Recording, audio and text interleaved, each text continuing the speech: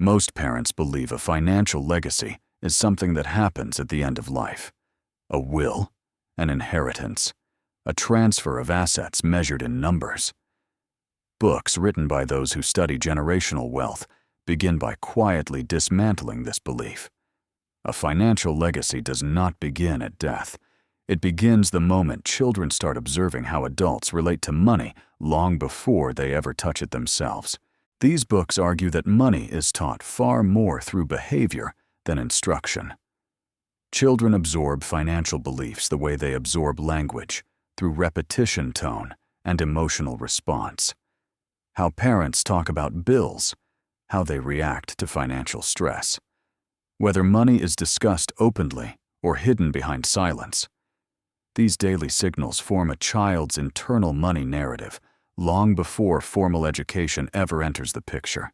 One of the most consistent insights across generational wealth literature is that money without understanding rarely survives the next generation. Statistics about inherited wealth disappearing within 2 or 3 generations are often quoted, but the books go deeper than the numbers. The failure is not moral, it is educational. Assets are passed down without context, responsibility, or philosophy. Children inherit outcomes without understanding process. These books emphasize that a true financial legacy begins with values, not vehicles. Discipline before consumption. Patience before reward. Respect for risk. Comfort with delay. When these values are internalized, early money becomes a tool rather than a temptation. Financial celebrities often credit their parents not for what they were given, but for what they were expected to learn. Another recurring theme is transparency. Many parents believe shielding children from money discussions protects them. Books consistently argue the opposite. Silence breeds confusion, entitlement, or fear. Children sense financial tension even when details are hidden. When money is discussed calmly and age-appropriately, it becomes familiar rather than frightening. Familiarity reduces misuse later. Books on legacy also stress that children must see money connected to effort and consequence. Allowances without responsibility teach entitlement. Money tied to contribution teaches cause and effect. Small financial decisions, savings, spending, giving become laboratories for learning. Mistakes made early and cheaply prevent disasters later and expensively. Another important insight is that legacy is transmitted through standards, not generosity alone. Parents who rescue children from every financial discomfort unintentionally weaken resilience. Books show that children who never experience trade-offs struggle later when choices become unavoidable. Allowing controlled friction within safe boundaries teaches judgment more effectively than lectures ever could. These books also emphasize that inheritance should be gradual, contextual, and purposeful. Sudden access to wealth often overwhelms emotional maturity. Thoughtful structures, trusts, staged distributions, conditions tied to education or contribution exist not to control children, but to protect them from responsibility they are not yet equipped to manage. Yet authors are clear: no legal structure can replace conversation. Documents without dialogue fail. Children need to understand why wealth exists, how it was built, and what it is meant to support. Without this narrative, money feels arbitrary. With it, money feels meaningful. Another recurring lesson concerns humility. Wealth can distort identity if children are raised to see it as proof of superiority. Books warn that entitlement destroys both character and capability. Families that preserved wealth across generations emphasized humility, contribution, and independence. Children were encouraged to build something of their own, not merely inherit.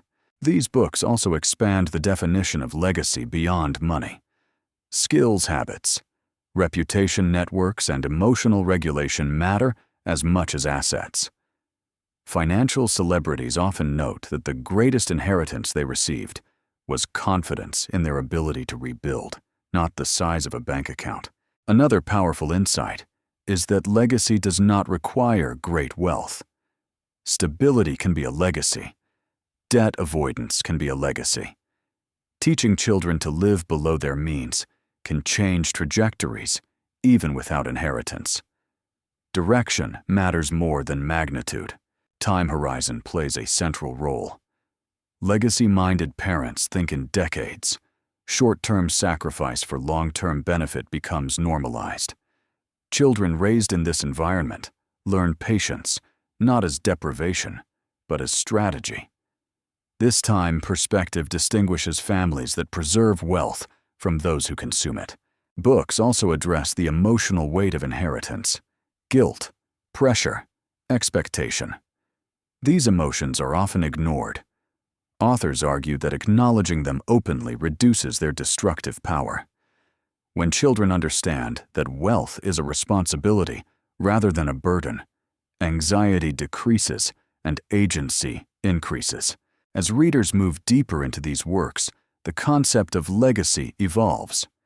It stops being about control and starts being about preparation. Parents ask different questions. Can my children handle uncertainty? Can they delay gratification? Can they make decisions without external validation? These questions shape financial choices more than account balances ever could. Over time, parents who focus on preparation notice something unexpected. As children grow more competent, the need for control fades. Trust replaces fear. Conversations deepen. Money becomes background infrastructure rather than foreground obsession. And this is where the story begins to narrow. Because once legacy is understood, not as the transfer of money, but as the transfer of understanding priorities shift. Parents stop asking how much to leave behind and start asking how to prepare children to live well with or without it. They realize that the greatest gift is not wealth itself, but the ability to manage wealth wisely if it arrives, and to live with dignity and stability, even if it never does. Like planting seeds, whose results unfold slowly, invisibly, and often long after the planter is gone. In the second half of these books, the focus shifts from philosophy to lived consequence. Authors stop speaking about what parents intend to leave and begin examining what children actually carry forward. Again and again, the conclusion is the same: children inherit behaviors long before they inherit balance sheets. Long before any document is signed, a legacy has already taken shape. One of the clearest lessons to emerge is that consistency matters more than instruction. Parents who lecture about saving but live in constant financial anxiety pass down fear, not discipline.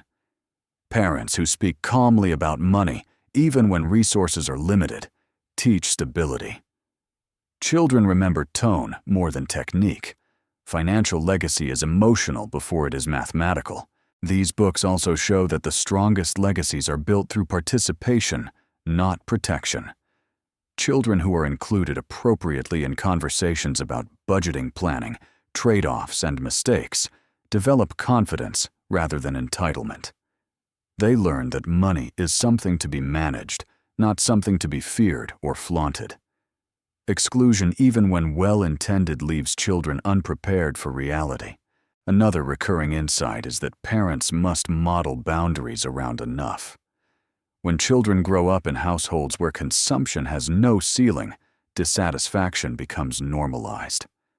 Books emphasize that defining enough clearly and consistently teaches contentment, restraint, and gratitude. These traits protect wealth far more reliably than any legal mechanism. The books are also candid about mistakes parents make. Overcorrecting for one's own childhood scarcity by providing unlimited financial comfort often creates fragility. Children raised without exposure to limits struggle later with stress rejection and delayed gratification. A resilient legacy allows children to experience manageable difficulty while support is still present. Another powerful theme is autonomy. Financial legacies that bind children too tightly to parental control often damage relationships and self-worth. Books show that successful families separate support from identity. Children are encouraged to build their own competence, their own careers, and their own sense of value regardless of family wealth. Inheritance becomes a safety net, not a script. As these books near their conclusions, the authors converge on a profound realization: the most enduring financial legacies are quiet. They do not announce themselves through excess or privilege. They appear as calm decision-making under pressure, as patience when others rush, as humility when success arrives. These traits do not draw attention, but they compound across lifetimes. And so the story resolves where it truly began, not with money, but with meaning. Creating a financial legacy for your children is not about controlling the future. It is about preparing human beings to navigate it. When children understand money as a tool, not a measure of worth, they are free to build lives of stability, contribution, and independence, whether wealth expands or contracts along the way. If this reflection resonated with you, pause and ask yourself one quiet question. If your children never received a single dollar from you, what financial habits, beliefs, and emotional responses would they still inherit? That answer defines your real legacy. Share what this made you reflect on. And if you want to continue exploring book-based wisdom about money, family, and long-term thinking, subscribe and stay connected. Because the most meaningful inheritance is not what we leave behind, but what we leave within the next generation.